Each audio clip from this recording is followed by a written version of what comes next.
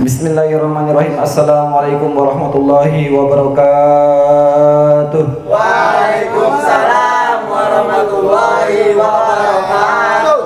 Rabbi israh li sadri wa yassir li amri wahlul 'uqdatam min lisani yafqahu qawli. Rabbi zidni ilman warzuqni fahman.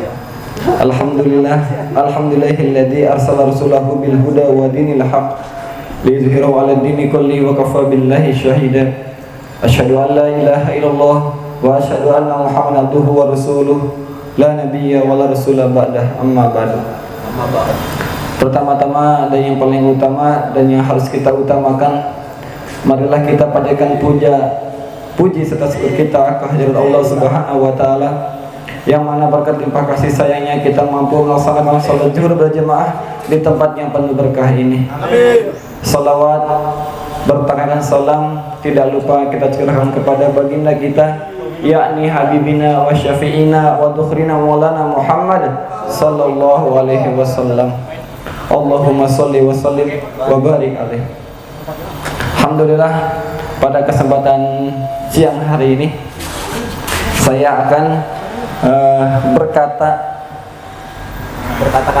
berkata-kata atau menyampaikan sedikitnya sebuah nasihat dari kutipan buku dari karangan Syekh Nawawi Al-Bantani di dalam kitab Nasha'ihul Ibad. Kitab yang dikarang oleh Syekh Nawawi Al-Bantani, seorang ulama besar yang berasal dari Banten.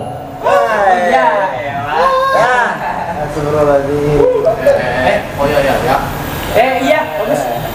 Ya, Masya Allah, Pak. Emang Banten kan? Ada lama ya di Banten. Yang bunyinya Banten itu sebutannya kota 1000 santri. Kalau Serang 1000 badak. Ya, gini jadi bunyinya. Ini kutipan dari Luqmanul Hakim, adalah seorang ulama, orang sufi, seorang yang dalam perkataannya, ya bunayya, yaitu ya bunayya, wahai anak-anakku itu dia menasihati anak-anaknya. Ya bunayya, wahai anak-anakku, innan nas, sebenarnya manusia, salah satu aslaf,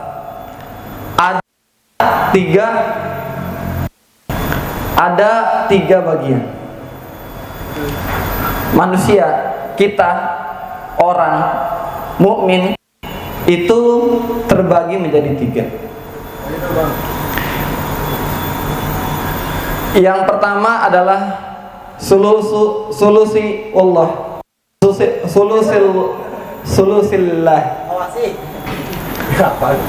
yang artinya adalah sepertiga kita itu adalah milik Allah.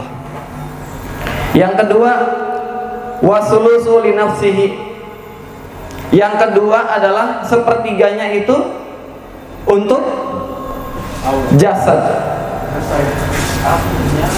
Yang ketiga, wasulusu lidudi. Sepertiganya itu untuk cacing. Kemudian ditambahkan pula nasihatnya dari Luqmanul Hakim, yaitu fa'amamallahi fa'uruhu, yaitu seseorang yang sepertiganya itu yang nanti rohnya akan kembali kepada Allah. Inna lillahi wa inna ilaihi raji'un. Sesungguhnya kita terbuat atau berasal dari, kita juga akan kembali akan menghadap kepada Allah juga. Kemudian fa'amamaha li nafsihi fa'amaluhu, dan ruh itu akan bertanggung jawab akan amalannya. Amal-amalan yang baik akan bernilai baik. amal-amalnya yang buruk akan menjadi buruk lagi. Ya. Yang ketiga yaitu fa'amama lidudi jasaduhu.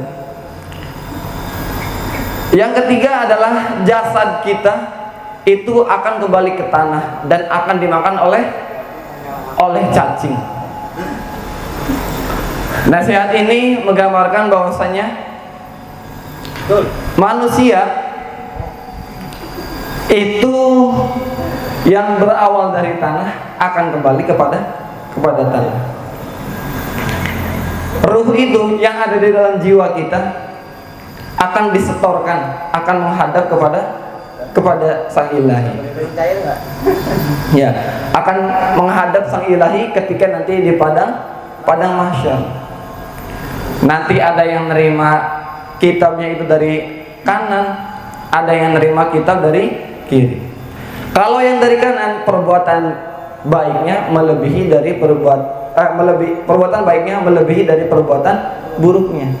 Kalau semisalnya perbuatan jeleknya lebih baik daripada baiknya, dia akan menerima kitabnya dari tangan kiri.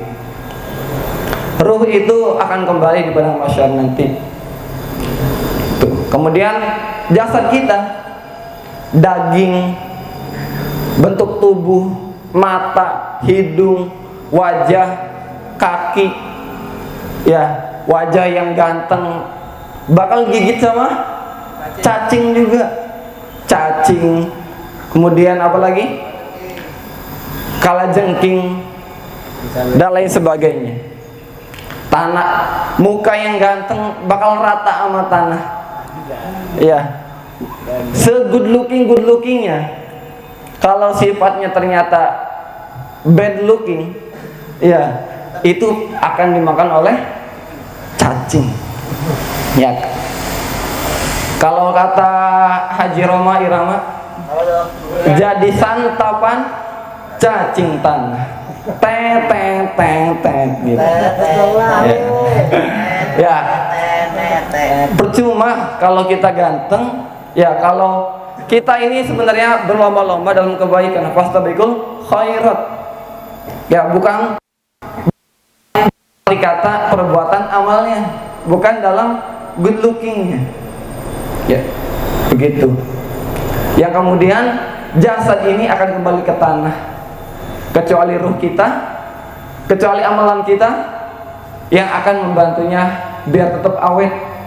Banyak ulama-ulama yang sampai 10-20 tahun dikubur, kemudian akan dipindahkan, jasadnya masih dalam keadaan utuh. Itu seberapa persen sih orang yang kayak begitu? Tidak banyak, kecuali para ulama, para tabiin yang selalu berfastabiqul khairat, berbuat dalam kebaikan.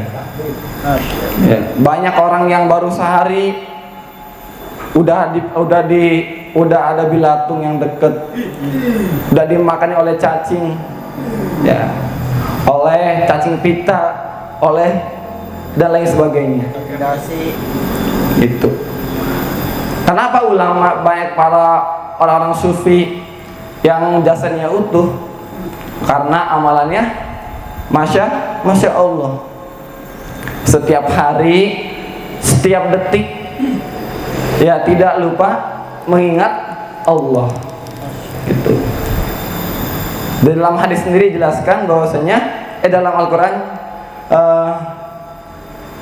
jika kalian mengingatku, maka Allah juga akan mengingat kalian.